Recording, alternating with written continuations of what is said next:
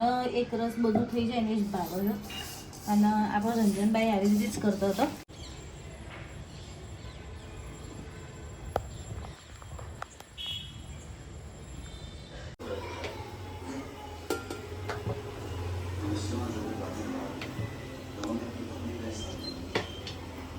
કાલ આપણે જેટલા વાગે વિડીયો ચડાવ્યો હતો ને એટલા વાગે ચડાવવાનું.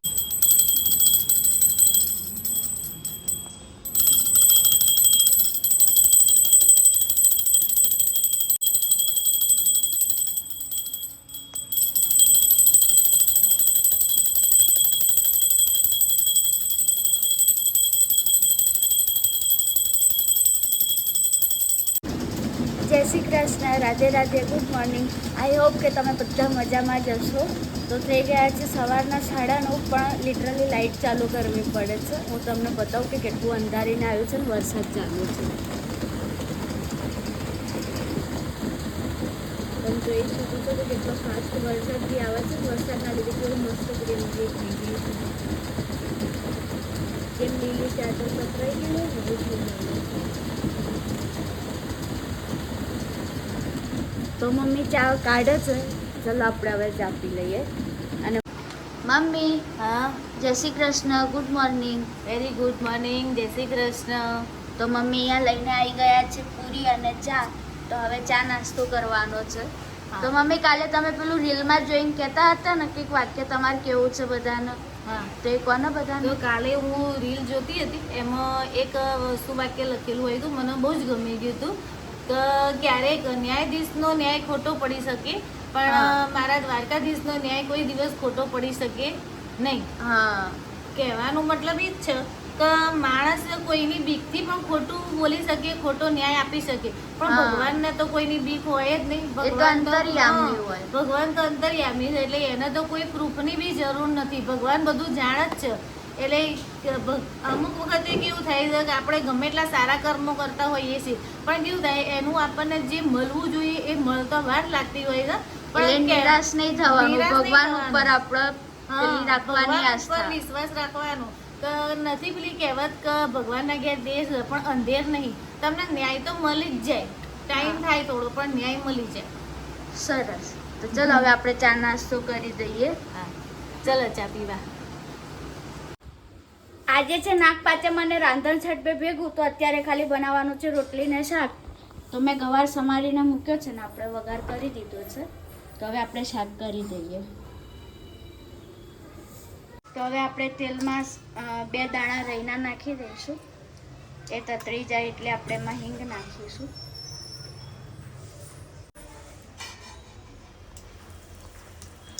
પછી એમાં આપણે ગવાર અને બટાકાનું જે શાક અત્યારે નાખી દઈશું. આપણે હાલ લસણ નથી નાખ્યું, ભગવાનને ધરાવવાનું છે. તો શાક થઈ જશે ને પછી આપણે લસણ નાખવાનું છે.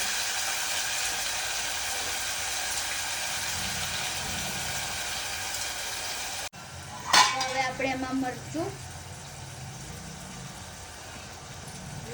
હળદર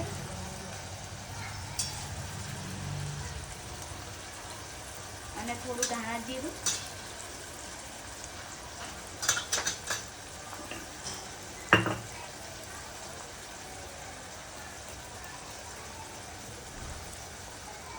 અને મીઠું નાખી દઈશું.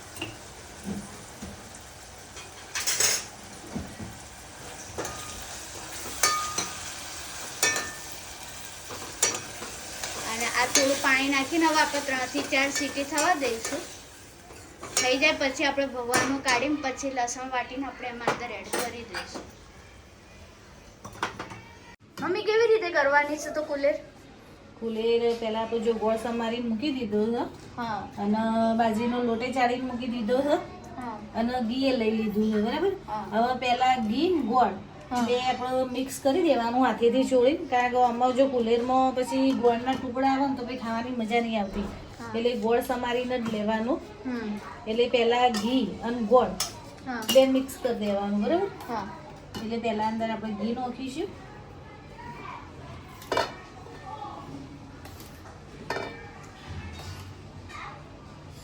અમુક લોકો પહેલા ઘી લોટ બે ભેગું કરીને નહીં કરતા હોતા. હા, એવું કરતા હોય, પણ મને એવો ટેસ્ટ નહીં ભાવતો. મને એક રસ બધું થઈ જાય ને જ ભાવે છે. અને આપણો રંજનભાઈ આવી રીતે જ કરતો હતો કે પહેલાં ઘી ગોળ બે ભેગું કરીને મસળી દે સરસ અને પછી લોટ નાખીને એના લાડુ વાળે એટલે લાડુ એવા સરસ લીસા બને ને મજા પડી જાય. એનો ટેસ્ટ જ આખો અલગ આવે. અને આમ તો કેવું થાય કે તમે કુલેર ખાતો હોય ને તો અંદરથી ગોળના ગઠ્ઠા આવે, પછી એ મજા ના આવે. એટલે આવી રીતે આપણે કુલેર કરી દેવાની.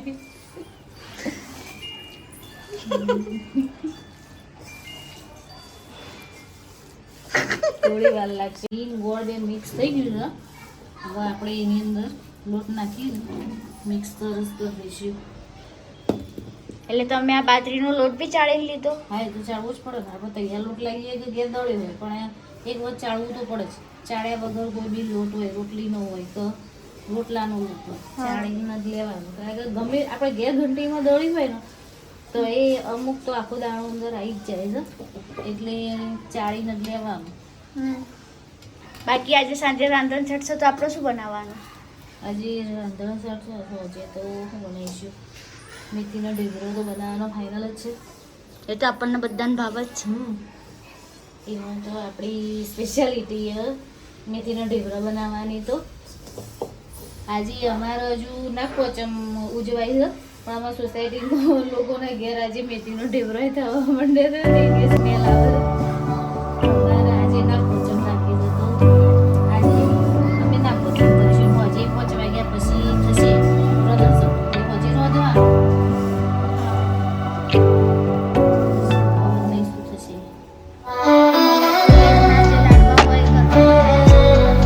મસ્ત એકદમ લીસા લીસા સરસ થશે લાડુ. મને મારા હાથનું જ બનાવેલું બધું ભાવે. હું સરસ બનાવું બધું. મસ્ત જોવા નાના નાના એમને કર્યા છે. તો મમ્મી કરી લે ત્યાં સુધી જે આપણે લસણ ફોલવાનું શાક માટે બાકી છે આપણે કરી લઈએ. કરી લો. એક કામ તમારું પતિ જાય.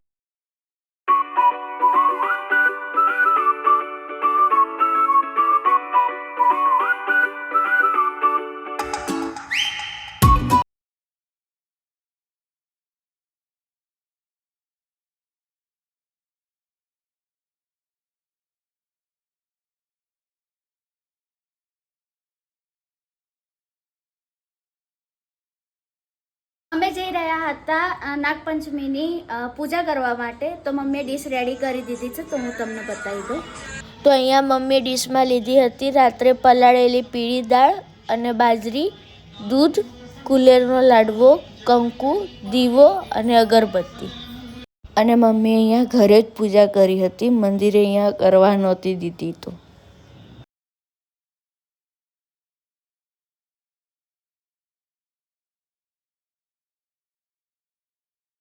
તો અમે બેસી ગયા હતા જમવા. તો જમવામાં છે રોટલી, ગવાર બટાકાનું શાક, શ્રીખંડ અને કુલેર.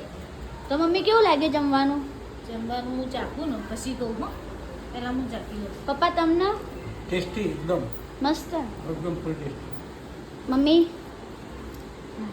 બરાબર બરાબર મસ્ત બરાબર. તો કંઈ નહીં, હવે જમવાનું થઈ ગયું છે તો આપણે જમી લઈએ. બંને મોર જો દેખાય તો આવી રહ્યા.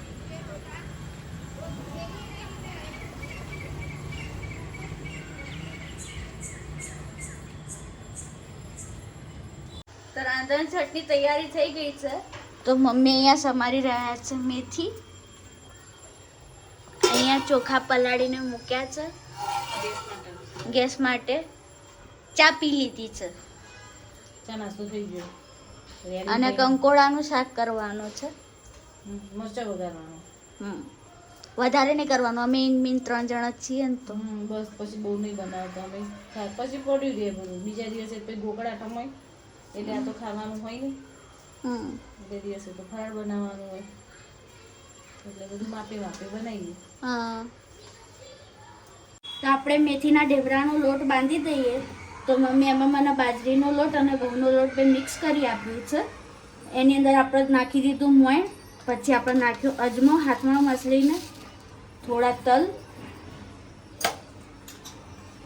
પછી આપણું લાલ મરચું,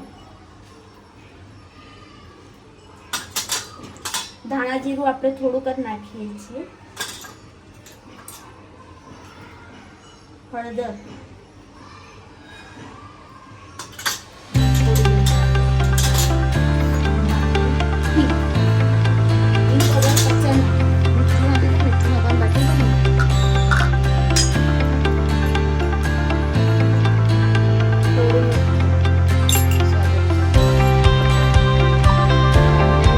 આ છે જેની અંદર લસણ, મરચાં, દહીં, ગોળ આટલું એની પેસ્ટ કરી દીધી છે. હવે આપણે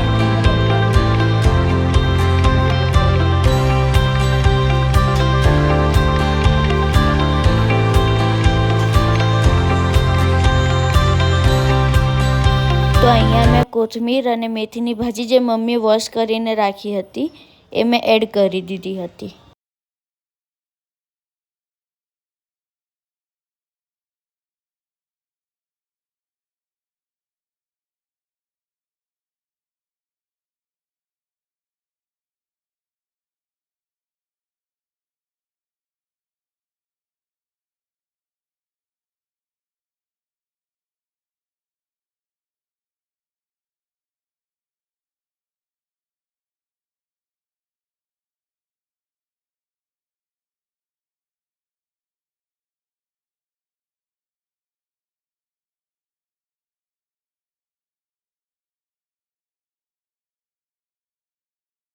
તો આપણો મસ્ત લોટ બંધાઈ ગયો છે. તો હવે આપણે આને ઢાંકીને 10 મિનિટ રાખીશું અને ત્યાં સુધી આપણે કંકોડાનું શાક કરી દઈએ. આ છે મેથીના ઢેબરા. દરેક ગુજરાતી મેથીના થેપલા કે ઢેબરા વગર અધૂરો. ગુજરાતી હોય અને બહાર જાય ક્યાંય કે ઘરે કંઈ હોય અને એ થેપલા ન બનાવે, ઇમ્પોસિબલ. હોટ ફેવરેટ ડિશમાં જો ગુજરાતીઓના લિસ્ટમાં આવતું હોય તો એ છે મેથીના ઢેબરા.